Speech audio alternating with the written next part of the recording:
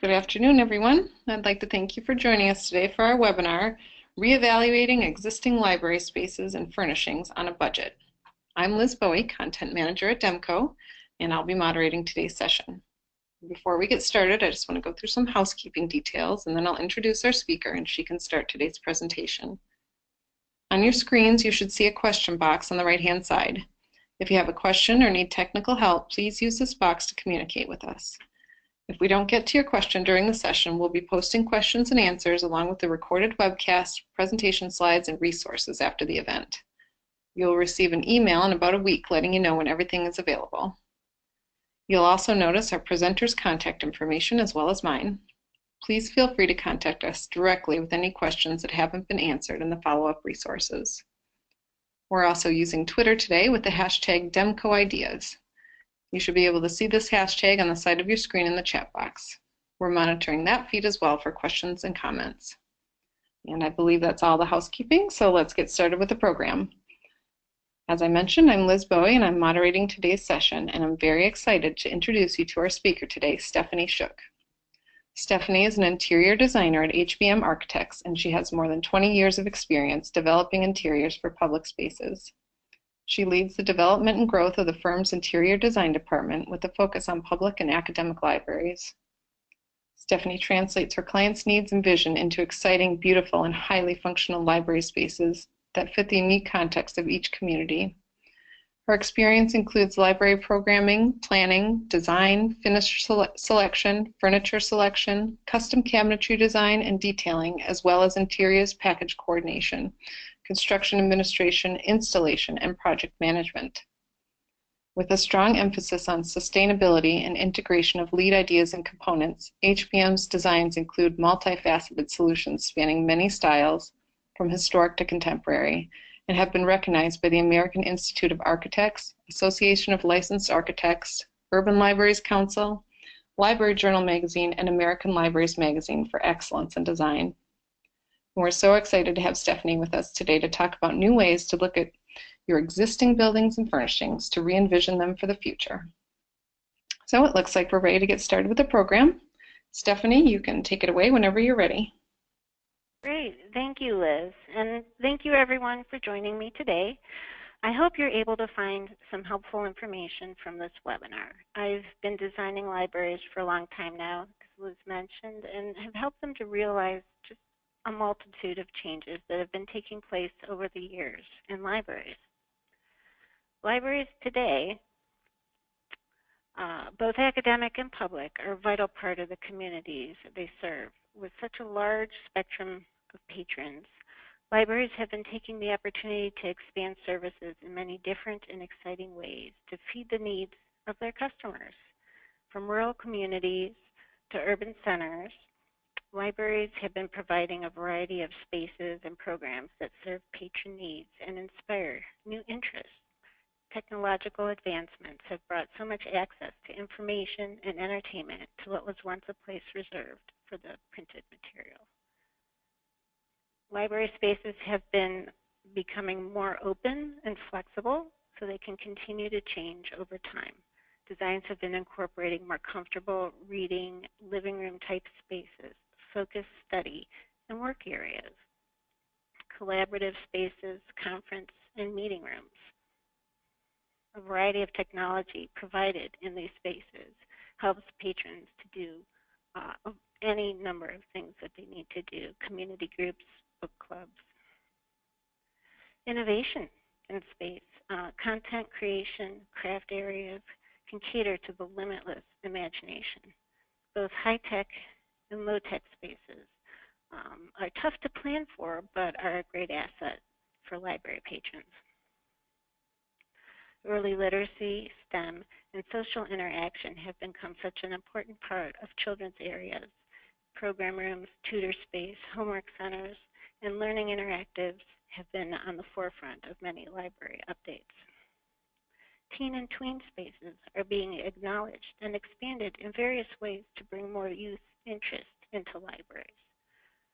Gaming and distance learning opportunities have been a big draw, adding content creation space and craft components, as well as comfy furniture, help entice the younger patrons. Spaces for community groups and programs can attract patrons that might otherwise not go to the library and entice their interest in what libraries now offer. Some libraries are incorporating co-op spaces for local small businesses. Some are partnering, some are partnering with institutions to share costs or even coffee shops to help increase patron traffic and utilize the library in various ways to continue to be an asset to their community. Here, Nashville Public Library Southeast Branch shares a renovated J.C. Penney store with a local community center. Libraries are continually creative in how to keep up with patron demands on low budgets, making efforts to add services as budget allows. There has been a growing trend with library additions and interior renovations, especially interior renovations. Reusing existing space is challenging, but it can be rewarding when done well and can save costs over building new if you just know how to look at it and consider your possibilities.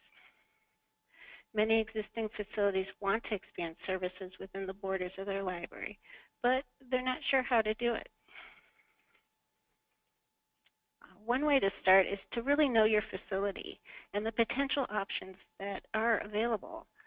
This will help to make educated decisions about how to update your library.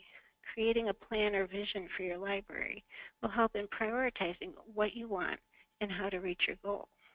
When working on a budget, that can mean working in phases as funds become available. So some elbow grease by library and staff will help to save money over hiring a professional right off the bat to help you figure out what you have. You know your library best when it comes to patrons, but do you know what you really have when it comes to your building?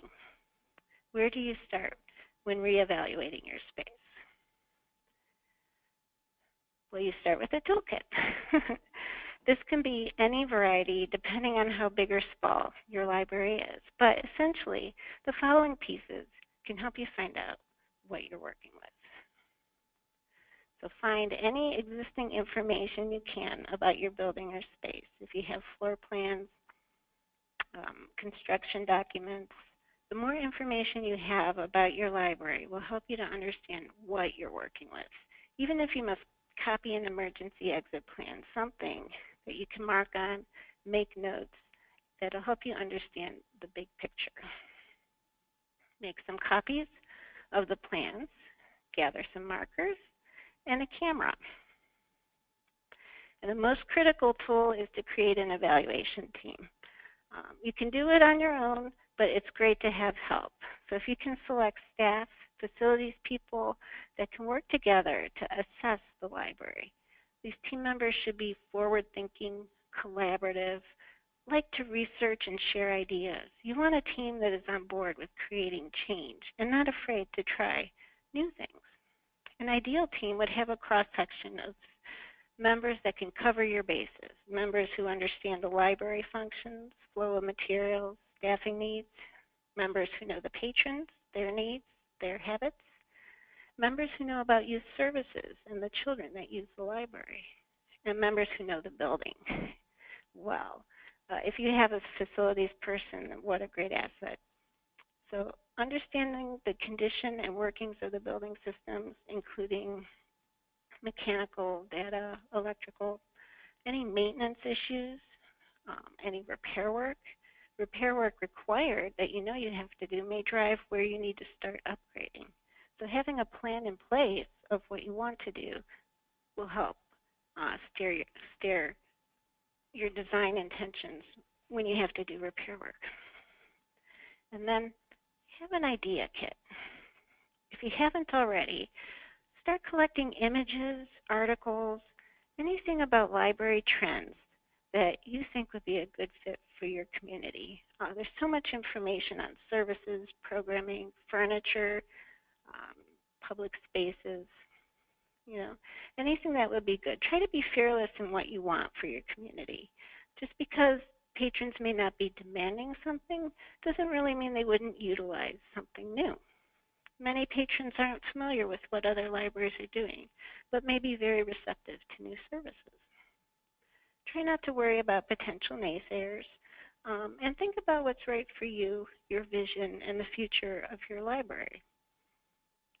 Now that you have your basic tools, what do you do with them? You evaluate your space.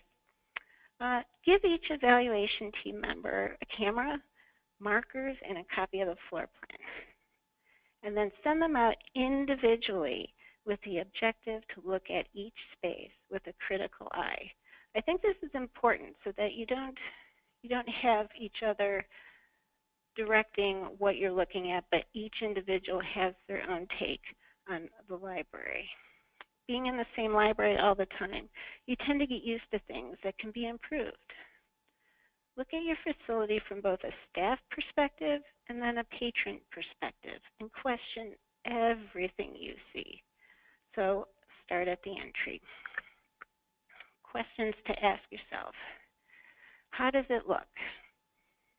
Does it still work? Is it inviting? Is it dark or warm or messy? Is it overcrowded? What's the first thing you see? And then what should you see? This is a renovation project we have at Penn State University in Hershey, and just, simply moving the desk back, opening up the entry, fixing some of the lighting in there really changed your first impression. As you move through the library, try to keep asking questions about each space. Does the space still work for its intended purpose? Do patrons gather in this space or avoid it? Why might that be? Is there no power, poor seating, poor lighting? Can it be improved? And every space you go to, think in the back of your mind, can this be improved? Can it be combined somewhere else, or should it be eliminated? And then also think, how does it feel? Hot, cold, dark, too sunny? And don't forget to look up and down. Do the ceiling tiles sag? Are they stained or dirty? Is plaster cracking? Simply replacing some ceiling tiles and some light bulbs could really change how your space feels. And then also, what do the walls look like? Is the paint color dated or dirty? One very cost-effective thing to do, even if you did nothing else, is repainting. Repainting can add new life. If the general paint color is in decent shape, a fresh paint color on key architectural elements can really change the look of the space dramatically without adding a whole lot of cost. And paint can also accent wayfinding. So using paint as in signage can make self-guiding easier, which makes patron access to spaces a little more simplified. And then how are your windows? Are they in good shape? Is your furniture near window areas with a view? Windows and natural daylight have been a key to many comfortable and well-liked libraries. LEED, or Leadership in Energy and Environmental Design, has brought healthy green building design into the spotlight, not only for energy efficient aspect, but natural daylight and outdoor views have become a primary design factor in a lot of libraries. So consider where your windows are. What do they look like?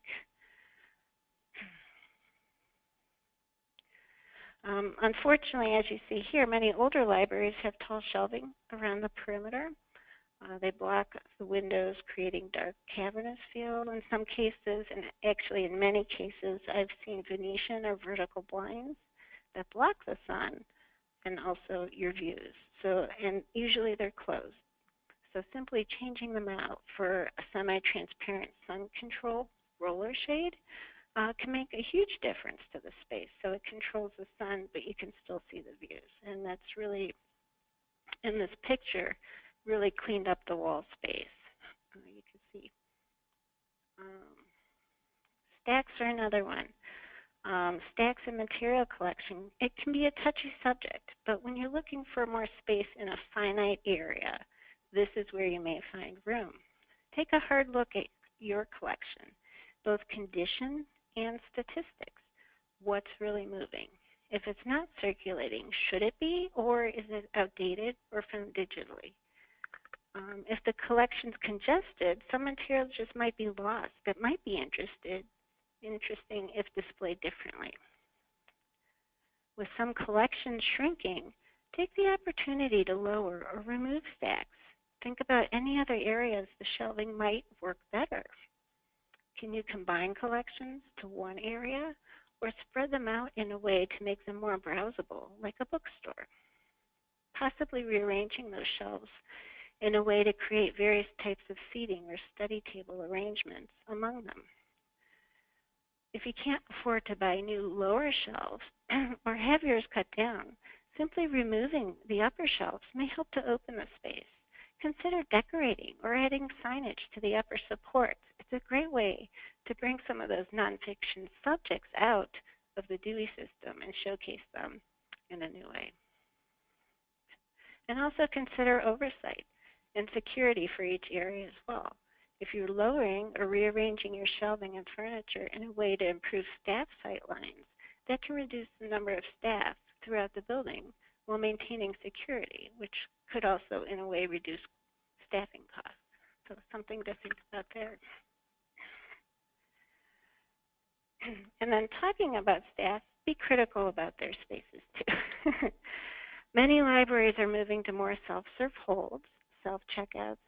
Technology and computers keep getting smaller, so PCs are leaving the way for Surface Pros that can be moved around easily.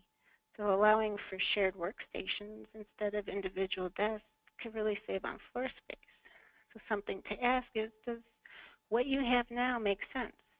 And can you give any space back to the public somehow by reducing your staff space if you're sharing stations or updating your technology? So something to consider. And also service points.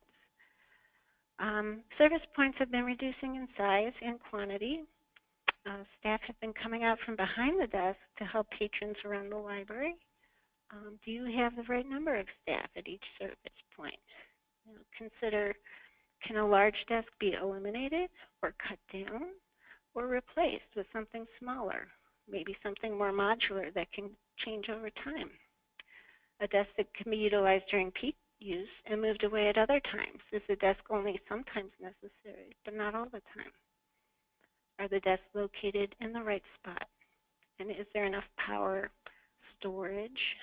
And what do they look like? Do they have nicks, chips, scratches? And this is my biggest one. Are they cluttered? Just cleaning up the service point will make your desk more approachable. And possibly, if it is too big of a desk, you can add other functions like a copier or a printer station or something that can help save floor space in other areas. And then also consider your furniture. When evaluating your facility, also consider the type of furniture that's in there and the condition of it. Sometimes it can be cheaper to update what you have over buying something new. Sometimes a combination of new and refurbished furniture can make your space seem completely new. Do the study chairs or tables rack or shift when you use them? This is a sign the joints are loose. If you can find a sticker or a tag on the furniture to see who the manufacturer is, you can find out if it's still under warranty. Good quality chairs can have up to a 12 to 15-year warranty and may be repairable at no cost. So knowing what manufacturer you have, you can usually find their warranty information online. If you go, with cheaper furniture, you may not have the warranties in place that you might want. So personally, I like to do a little more quality furniture just because you have that warranty in place, and knowing how libraries are usually not used gracefully, it does come in handy. If the furniture is installed by a dealer, you can contact a dealer to come in and review and assess the furniture conditions as well. Sometimes chairs and tables look dated or worn, but are in sound shape. So consider getting a chair reupholstered instead of buying new. Sometimes the upholsterer can tighten joints in the seat supports and help breathe new life into the piece. Some libraries actually implement a program to reupholster a number of chairs every year so that they can keep it fresh and updated. This project we did for Hudson has a mix of new and old furniture. So the soft seating was reupholstered here, but we ended up replacing the study chairs to go with the theme of the room, which was Alice in Wonderland theme. And the wood tables were in great shape. So if your tables are in great shape with no wrecking or shifting, then an economical approach would be to either touch up the scratches or have it refinished. One thing to consider, painting is cheaper than restaining if there's extensive work to tables. Laminates are tougher type of table to refinish, so getting a couple quotes from reputable companies will give you a good sense if it's worth redoing. But a lot of the things we've been doing is with power. Power is a huge demand with personal devices, laptops, and everything. If it's a good table, we've been able to add power in the table, or we've been able to get power to the table. So consider the condition of your tables and if you might want to add power. Some manufacturers have been improving their line of power modules to keep with the demand. You could look at Bern or Doug Mockett for a lot of ideas. They're two of my favorites. Consider if drinks are being used nearby, if you are thinking of a power module to be safe for spills. Sometimes it's more cost effective to add power stations or separate power poles to get convenience power near patrons. Manufacturers have been working toward new power solutions that can be cost effective. Like this underwired in the lower right, you can see it's an undercarpet wire system with a power pole I-steel case. But once you've gone through your facility, get back together as a group. And go through your notes. Have a discussion. Compare your findings. Make a list of the items that were commented upon the most. Share your idea kits. And talk about how the items you all selected could be used to either resolve issues within the building or improve services. Are there additional areas that still need to be addressed? Decide what's maintenance, what's repair, or what's just aesthetic. A good discussion topic is to say, if you emptied everything out of your building, what would you put back in and where would you put it? If you have a blank floor plan, start bubbling where important things need to be. Would everything come back in? Think about the flow of the library materials, where the staff is most needed. That can really help simplify the plan and possibly prioritize your list. Another very important thing to do is to take a field trip. Whether the whole team or parts of the team, go on a field trip. Go visit libraries that have been redone or newly built. Try to visit enough that you can compare them and their services to each other and their communities with your library. Ask questions. Talk about what works and what doesn't work in their facility. This is a great way to avoid any potholes that they might have hit when rolling out new services. And take pictures and notes so you can keep a good record of what was looked at. And don't be afraid to ask questions about contractors and cost.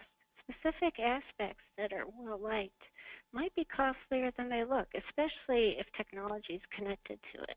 So understanding the cost for items can help shape your priorities. Once you have your ideas together and your list made and prioritized, reach out to the public and get their input and thoughts, their concerns, and their opinions. You'll know best how to engage them, whether it's a large community meeting or talking with small groups, individuals, homeschoolers. Put a survey on your website. That can always be helpful. There are many ways to reach out, and certainly some patrons will give more than enough opinion, but be cognizant of what is opinion and what is a true need. Consider what you hear, but look to your vision of the future and see what makes sense to you too. By taking these steps, hopefully, you can be more aware of your library, what you have, and also create a vision for services and the spaces within it. Sometimes this can be information overload, especially if there's maintenance and repair work included. So consider, at that point, you might want to consider bringing a professional on board to help sort through, refine what you have. You already have the background information, so the professionals just need to spend time on focusing on the vision and how to get you there. I want to share an example.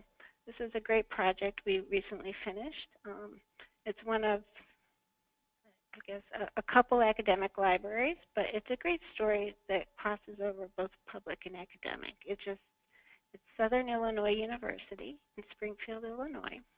This library had not been updated for many years, so anything they did was more or less a Band-Aid solution, and it got to the point they really weren't able to provide the service they wanted to.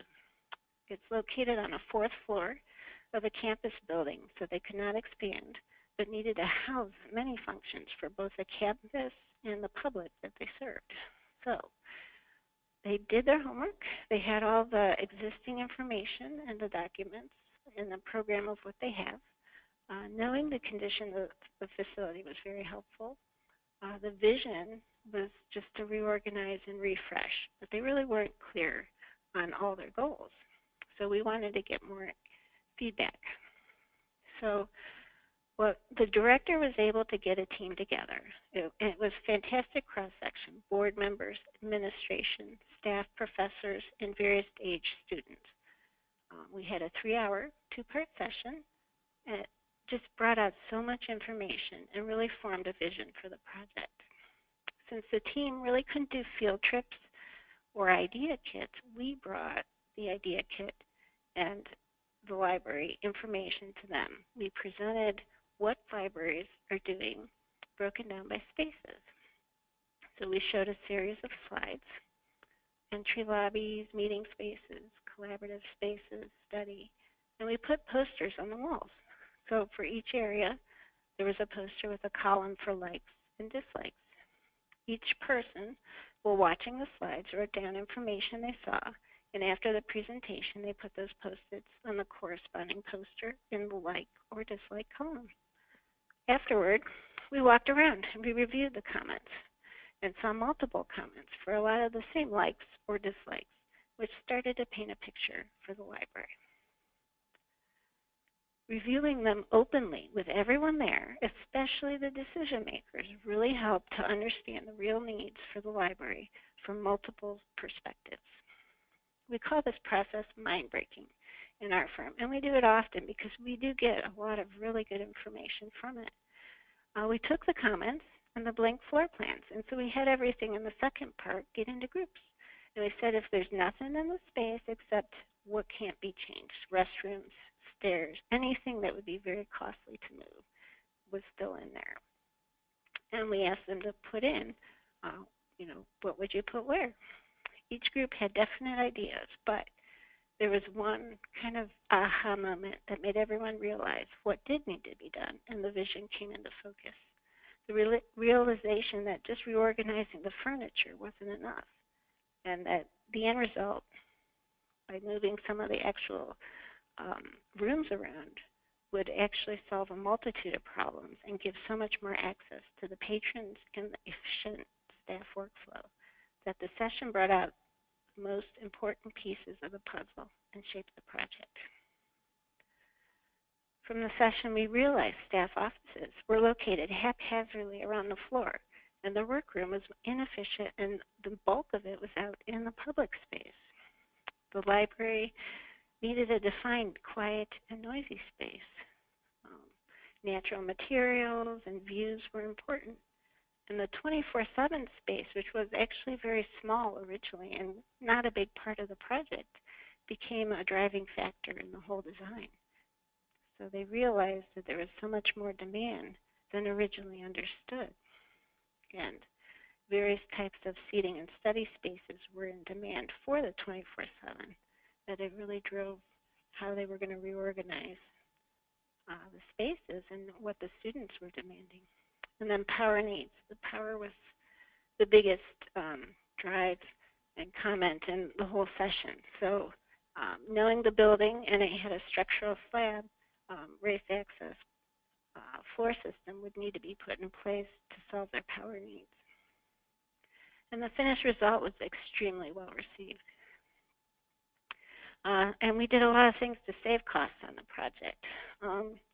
All the shelving was relocated, but left unchanged. It was just designed and relocated in a way that, knowing it'll continue to reduce in size, that they can take away sections without having to reorganize again.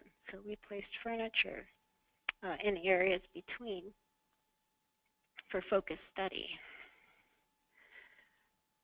The raw concrete was hated throughout the building, and they wanted to repaint it all, but there was so much concrete, especially all the ceilings, it would have been very costly to repaint, and the money could be used elsewhere in the project. So we created a palette that harmonized with the brutalist material, and it resulted in a very comfortable and friendly finished product that requires less maintenance. And in the coffers, we were able to put some acoustic panels that you could see up in the ceiling on the right to help keep the headroom as high as we can make it, but still add acoustic value to the space. And when we were selecting furniture for the library, we had a lot of samples that we put out on the library floor to be tested by the patrons, and polls were taken to decide what was liked best so that they didn't buy anything that wouldn't be used. Consolidating the staff area to one location and weeding out the workroom and service desk functions to simplify the desk design opened more floor space to the public, thus creating a more welcoming and flexible entry.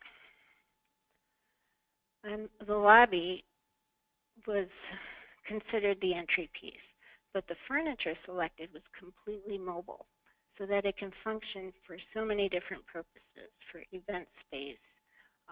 In this picture here, we show it for impromptu lecture space. Campus lecture space is at a premium, and the space can transform in a matter of minutes from a display and lounge seating area to a lecture space. It was put into action not long after it opened, and it went off without a hitch. It was great. Another more budget-oriented look is taking key areas of the library. Looking at libraries with tight budgets, sometimes targeting specific spaces for an impact that won't break the bank. An example of something the library did largely themselves was a project from Stark County District Library here in Ohio. With some visioning from us and a little bit of design for the displays, the library really implemented the target areas of work themselves. Budget played a big part of this project, so everything was done with the economy in mind. And the lobby update was largely a various displays that were built by a local cabinet maker. We designed several types of displays to be tested out to see which style of display circulated more materials. And they're still doing their polls right now, but we have tables, cubes, and shelving type displays. The displays accent the library's branding colors and help refresh the look while they rolled out some new services like the Just Returns. And as you can see, all the background, the carpet, everything's the same. So just bringing in those colors and those key point areas really made a difference, and their circulation did go up.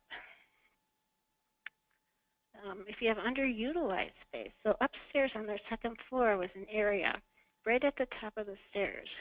And when you came up there, you walked right into shelving. So they wanted to really promote display and their technology. They had a huge demand for computers in a very tight computer area, but yet they still had room with the stacks. So they were able to relocate the stacks. Um, and for a small budget, they were able to get larger computer tables, and they located them, if you can see, at the columns. So all the power and data run in the columns, and then they've attached to that. So that saved a lot of money for electrical data requirements because they're not digging up the floor or doing the poke-throughs. They're able to utilize the columns. And then all they did was add a fresh coat of paint and the mobile displays. So if you look from the left to the right, it's the same area, but the color has dramatically changed the feel of the space, and they didn't spend a whole lot of money to do that. So whether you rearrange everything, like SIU, or you pick key areas to target, like Stark County, try to do as much as you can at one time. It's more bang for your buck if contractors only have to come out once. So targeting a couple areas over just one might be more cost effective in the long run. And think about what key areas that might be. What are, there are several key areas in libraries that we've been seeing a lot of updates.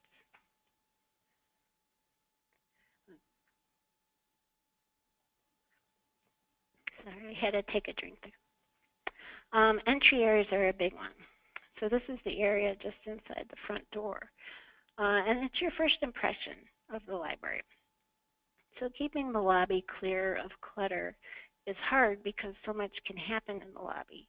But keeping it clear and open can really help the patron to see multiple spaces upon entering and know where they're going on their own. A service point with a friendly face is another entry item to consider.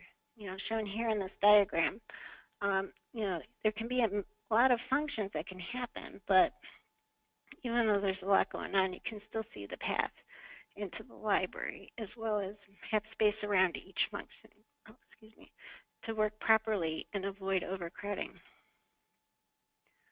Locating self-serve holds, self-checkout, material return, in the entry gives patrons convenient access to multiple services in one spot, and it can be staffed minimally to handle any questions about those areas. Sometimes a 24/7 vestibule with a locker pickup can accommodate patrons that can't make it during open hours. Mobile displays have been popular for this space to show off new materials in a more retail format. Lobbies tend to become great event spaces for special programs, so items on casters can be very helpful here. Reducing shelf heights or rearranging stacks in the collection can really open up areas for seating and better sight lines, can improve oversight for staff, and possibly reduce staff requirements. Rearranging the stacks can be difficult, but creating seating and studying areas within them can make a big difference. Possibly arranging them to create mini alcoves can make them more browsable and the seating areas cozy. By opening floor space, you can really create a more flexible open area to consider having multiple types of what I'll call subspaces over one big area. Different functions can happen within one space, and having less built-ins can allow for future rearrangements, so without much cost. Sometimes opening the space can cause acoustic issues, especially if you have a social component, like you see, it could be a gaming area, or it could just be more of a cafe-style area. Showing multiple types of seating. People use the library in many different ways. So having study areas, lounge areas, booths can be more congested. So you might have to consider acoustic treatments if it is a smaller library, or you have very hard surfaces like block walls or plaster ceilings. So if you can have carpet is a great absorption for sound. You may want to think about adding acoustic wall panels, acoustic ceiling tile, or even a suspended acoustic grids. And I have to say, a lot of wall panels, acoustic wall panels, are really coming to the forefront in design. There's a lot of really cool off-the-shelf stuff that can look very artistic, almost like art on the wall.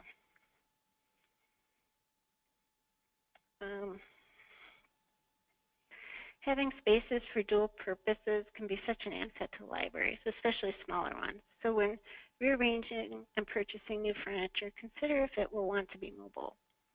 Also consider the scale of the furniture. When rearranging, you'll still need to keep enough distance between pieces so people don't bump into each other or a disabled person can't maneuver through.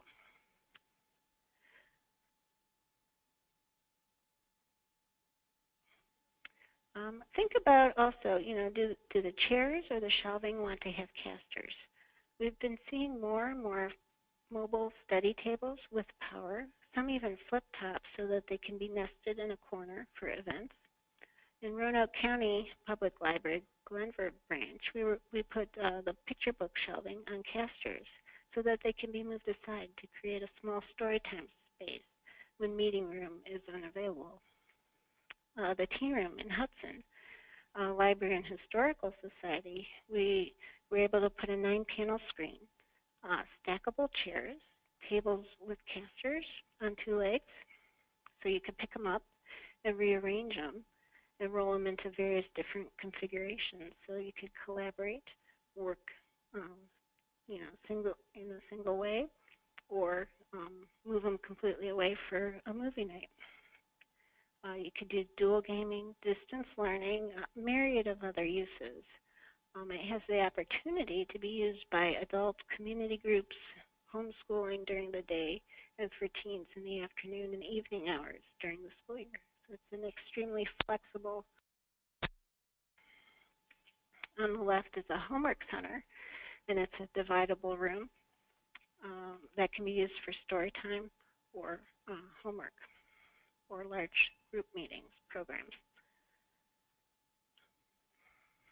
Inserting a study space could be challenging. It's been a big demand to have smaller tutor spaces or small meeting rooms for studying. So it's generally cheaper to build drywall partitions or walls, but it may be more cost-effective in the long run to utilize demountable or movable partitions. So these are walls that come in, and they put them up in place.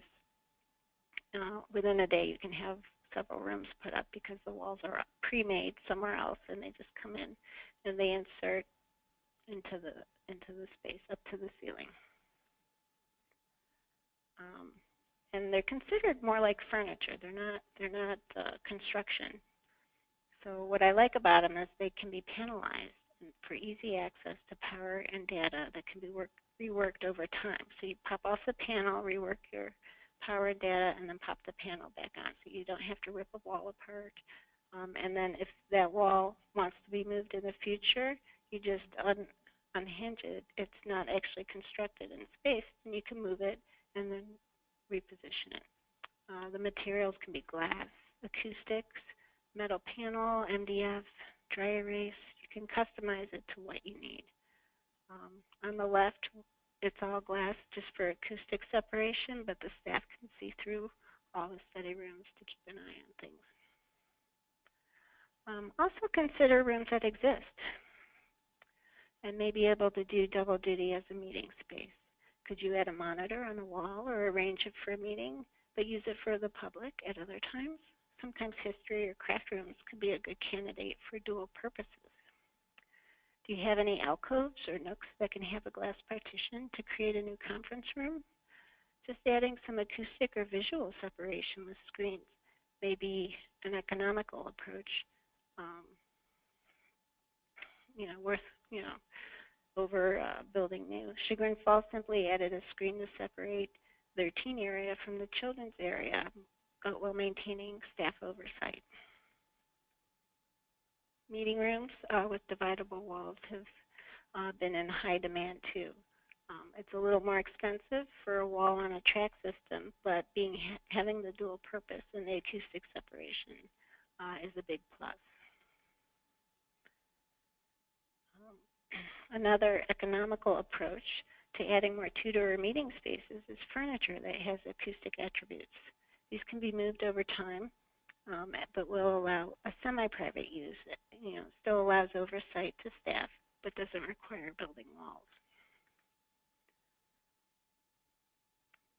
Maker spaces, craft spaces have been on the forefront. These have been making their way for young and old alike. These rooms are generally very cleanable, what I call resilient floor, like a vinyl floor, and have a lot of various materials on hand. They could be messy, so storage is a must. Furniture is usually heavy duty and mobile for limitless uses. Some content creation spaces could be as simple as an existing small study room. Bring in some recording equipment and test out the new service, see if they like it. Maker carts can be an economical approach if you can't dedicate a space, but you want to have a service and test it out. Big and mobile computer desks and counters are being replaced with power tables and smaller furniture, so that can be reconfigured in the future and serve dual purposes as a power table for personal devices or laptops for laptop checkout. And again, laptop checkout might be something to consider if you don't have room to add more computer stations. If you do start to rely more on laptop checkout, you might want to consider any Wi-Fi upgrades for that. Children's areas have been incorporating more early literacy activities in any way they can. Crafts have always been a fun component, but more interactive and manipulative components have been helping with other sensory activities. Incorporating shelving that children can browse makes the collection a draw for all ages. And having a fun and bright children's room also helps to support a fun and active environment.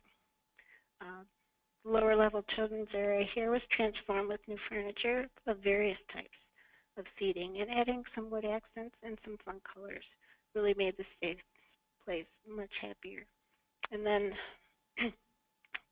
bringing in a play table with convenient storage keeps the children happy and the staff organized. And then some technology has brought learning interaction to youngsters, as shown in the bottom right picture.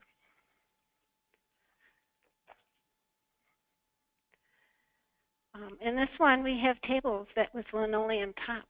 Crafts have become so big in some programs that, if it's something you don't have space for, a craft cart keeps it organized and makes it mobile, so you can put it in other areas. But in the right picture, we have linoleum tabletops and wheels on two of the legs, and they actually move those tables into the program room for craft time. So something double duty that if you don't have the floor space, that's a great way to look at it. And then teen and tween spaces have been big. A lot of libraries don't have teen spaces, so actually creating one can be challenging, but giving some space to the teens has been very popular. And it keeps them coming back. Collaboration areas, computers, gaming trends are happening along with study areas and collection. The photo in Warrensville Heights Branch Library shows a gaming area, mobile tablet armchairs, and a large stand-up collaboration table with computers. Behind that door, just off to the left of the photo there, is a small recording studio that can fit 2 people. So teens utilize the library in a variety of ways, and providing multiple types of seating and activity areas gets their attention. I can go on and on about every space in the library, but these have been what's been trending in the most recent designs, and many of these spaces I just mentioned may not have existed when your original library was built. So fitting new functions into existing space does take some consideration. There's no one way to reevaluate your library, but every library in their community is different, so the solutions need to be tailored to each situation. Whether you want to replace everything or just some things within your library, I hope that the information I presented today was helpful to you and will enable you to take a fresh look at what you have and where you want to go. Thank you. Thanks so much, Stephanie. Looks like we do have time for a couple questions from our listeners, and just a reminder to everyone that the full Q&A will be emailed to you next week if we don't get to your question today. A lot of great information you already gave, Stephanie. We have a couple questions here. Maybe we can take a deeper dive into a few things. We have a question from a listener who looks like it's from a school librarian. How to move, what are some ideas for moving from a computer lab to becoming more of a learning commons space? Oh, gosh. Yeah, I've seen that a lot too. And when you say computer lab, I hope that there's some wall surface there because common space, I usually see several types of seating. You have your study seating, tables, sometimes there's booths, and then there's also loungy kind of seating that's going to move around a lot. Having sometimes booths with acoustic backs on them or some wall treatments that help with the sound because commons can be very noisy. And providing power. Everyone seems to need power for their devices, whether it's in the furniture or I prefer it in the tables because furniture will move constantly. So, you can create little zones, like I showed the one picture farther back in the program, but you can actually create sort of a noisy end and a quieter end with the furniture. But actually having several types of seating is probably going to be the best approach to making a commons area. Thanks, Stephanie. Our next question is, and you touched on this too. Several questions about maker spaces. What's the best way to reevaluate your library space to incorporate a maker space? I think maker spaces kind of reach all age groups.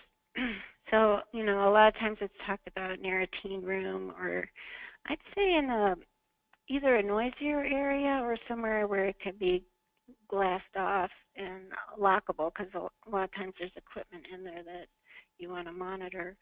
But I would say usually in an active public space. So sometimes it might be near the entry where a lot of people go by.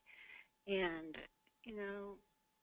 thinking about the finishes in there, if it's truly a versatile space, you really want surfaces that are easily cleanable, wipeable. You want some storage in there and flexible furniture as well. Technology changes so much. So in a maker space, if you have any 3D printers or anything like that, that's going to change over time. So you want to have it, flexible enough that you can keep updating it without much work or reconstruction. But having it being seen by a lot of the public, and it's an active area, so you'd want to locate it somewhere where you have a lot of activity. Thanks, Stephanie.